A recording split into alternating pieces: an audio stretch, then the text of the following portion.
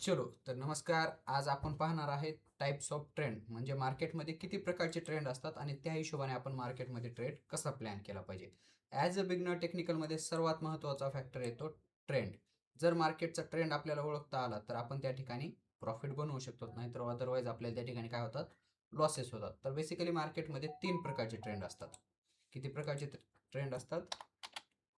3 प्रकारचे.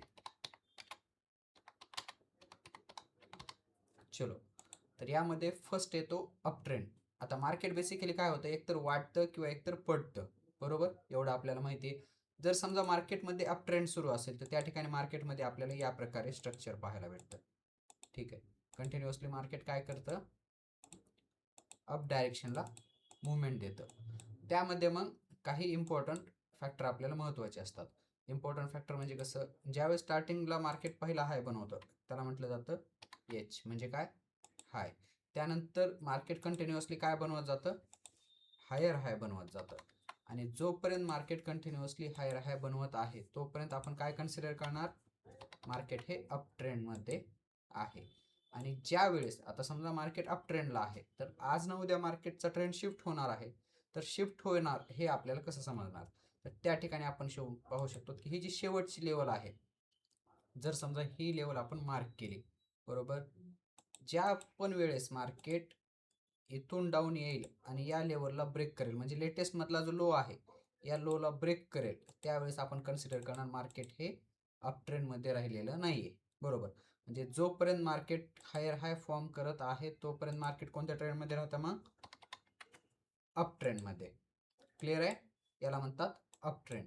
आता down trend कशाला म्हणतात, तर बेसिकली लक्षात घ्या, ज्या वेळेस लोअर लो फॉर्म करत जाईल मार्केट त्यावेळेस म्हणतात डाऊन ट्रेंड. जर सपोज मार्केट इथून इथपर्यंत पडलं, थोडंसं अप गेलं आणि परत पडायला सुरुवात झाली, आणि ज्यावेळेस नेक्स्ट टाइम पडायला सुरुवात झाली त्यावेळेस आधीचा जो लो होता याला ब्रेक करून मार्केटनं फ्रेश नवीन लो बनवला. ठीक आहे, त्यानंतर परत थोडंसं वर गेलं, परत पडायला सुरुवात केली की आधीचा जो लो होता त्याला ब्रेक करून मार्केटनं नवीन लो बनवला. जोपर्यंत मार्केट या बिहेवियरमध्ये किंवा या स्ट्रक्चरमध्ये पडत आहे तोपर्यंत आपण काय म्हणणार, मार्केट हे डाऊन ट्रेंडमध्ये आहे. क्लिअर होतंय? ठीक आहे.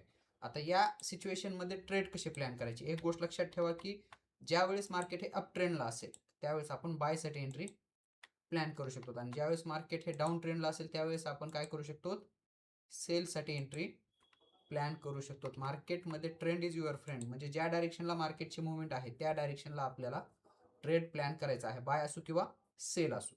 क्लिअर आहे. मग आता डाऊन ट्रेंडमध्ये आहे मार्केट, डाऊन ट्रेंडमध्ये आहे म्हणल्यास आपल्याला काय करावं लागेल, या ठिकाणी सेलसाठी प्लॅन करावं लागेल. क्लिअर होत आहे? ठीक आहे. त्यानंतर आता डाऊन ट्रेंडच्या नंतर कोणता ट्रेंड येतो मार्केटमध्ये, डाऊन ट्रेंडच्या नंतर येतो साईडवेज ट्रेंड. आता साईडवेज ट्रेंड कसा ओळखायचा, जर सपोज मार्केटने या प्रकारे बिहेवियर बनवलं, समजा एक रेंज बाउंड किंवा कन्सोलिडेशन फेज सुद्धा याला म्हणतात. जर समजा मार्केट अप साईडला पण लेवल ब्रेक करत नाही आणि डाऊन साईडची पण लेवल ब्रेक करत नाही, तर अशा सिच्युएशनमध्ये म्हटलं जातं मार्केट हे साईडवेज आहे. आणि जर मार्केट साईडवेज असेल तर काय केलं पाहिजे, एक तर दोन गोष्टी करू शकता. यामध्ये आपण लेवल मार्क करतो, वरची जी लेवल असते जिथून मार्केट पडते त्याला रेजिस्टन्स म्हणतात, आणि ज्या लेवलपासून मार्केट हे वाढत आहे त्याला सपोर्ट लेवल म्हटलं जातं. एक तर रेजिस्टन्स लेवलला सेलसाठी एंट्री प्लॅन करू शकता, सपोर्ट लेवलला बायसाठी एंट्री प्लॅन करू शकता. या प्रकारे तर ट्रेड करू शकतो. किंवा यामध्ये दुसरा एक ऑप्शन असतो, एकतर मार्केटमध्ये ब्रेकआउट किंवा ब्रेकडाऊनसाठी वेट करा. जर समजा मार्केट इथून वाढाय सुरू झालं आणि ही लेवल मार्केटनं ब्रेक केली, बरोबर, ही लेटेस्ट वाली जी लेवल होती ती ब्रेक केली, तर या ठिकाणी आपण काय कन्सिडर करणार की मार्केट हे अप ट्रेंडला निघाले. म्हणजे ज्यावेळेस मार्केट हे साईडवेज ट्रेंडला असतं तिथून पुढे मार्केट अप ट्रेंडलाही जाऊ शकतं किंवा तिथून पुढे मार्केट हे डाऊन ट्रेंडला सुद्धा जाऊ शकतं. क्लिअर आहे? जर तुम्हाला याबद्दल काही प्रॉब्लेम येत असेल तर तुम्ही आपल्याला कमेंट करून सांगू शकता. एक तर साईडवेज मार्केटमध्ये काय केलं पाहिजे, सहसा वेट केला पाहिजे. याला कोणतं मार्केट म्हणतात, साईडवेज. क्लिअर आहे? हे 3 बेसिक फॅक्टर असतात मार्केटचे ट्रेंडचे. नेक्स्ट व्हिडिओमध्ये आपण कॅन्डलस्टिक किंवा हे मार्क कसं करायचं, डिमांड सप्लाय झोन वगैरे पाहणार आहेत. आणि यामध्ये काय करूयात, थोडंसं याचं प्रॅक्टिकल पाहूयात की चार्टवरती हे ट्रेंड कसे ओळखायचे. सपोज पाहूयात, आपण आता 30 मिनिट्सवरती आलेलो आहोत. 30 मिनिट्सवरती चार्ट ओपन आहे, तर पाहू शकता. समजा या लेवलपासून जर आपण कन्सिडर केलं, सपोज हे पहा, या लेवलपासून काय झालं चार्टवरती जर लक्ष देऊन पाहिलं आपण, तर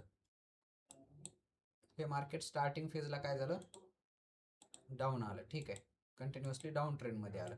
त्यानंतर मार्केट थोडंसं पाहू शकता हे साईडवेज गेलेलं आहे. क्लिअर आहे. त्यानंतर परत जो लो होता तो लो मार्केटनं ब्रेक केला आणि परत मार्केट कोणत्या ट्रेंडला गेलं, डाऊन ट्रेंडला गेलं. सॉरी, या प्रकारे मार्केटचं बिहेवियर झालं. ही जी झोन होता समजा या ठिकाणी, हे कन्सोलिडेशन फेज किंवा याला साईडवेज मार्केट सुद्धा म्हटलं जातं. क्लिअर आहे. त्यानंतर ज्यावेळेस ही लेवल खाली ब्रेक केली त्यावेळेस मार्केटनं डाऊन ट्रेंड कंटिन्यू केला. परत पहा मार्केटनं डाऊन ट्रेंड कंटिन्यू केला. ठीक आहे. आता समजा एक्झाम्पल पाहूयात अप ट्रेंडचं. अप ट्रेंडचं जर एक्झाम्पल पाहायचं झालं तर या ठिकाणी आपण अप ट्रेंडचं एक्झाम्पल पाहू शकतो. हे पहा, या ठिकाणाहून मार्केट सुरू झालं, थोडं अप गेलं, परत रिकव्हरी आली, परत आधीचा हाय काय मार्केटनं ब्रेक केला, नवीन हायर हाय बनवला, परत रिकव्हरी, परत हायर आहे, परत रिकव्हरी, परत हायर आहे. याला म्हटलं जातं अप ट्रेंड. या प्रकारे मार्केटमध्ये अप ट्रेंड, या प्रकारे डाऊन ट्रेंड दिसतो आणि या प्रकारे साईडवेज ट्रेंड दिसतो. हे तीनही ट्रेंड मार्केटमध्ये या प्रकारे तुम्ही पाहू शकता. जर समजा तुम्हाला यात काही प्रॉब्लेम आला तर तुम्ही आपल्याला कमेंट करूनही सांगू शकता.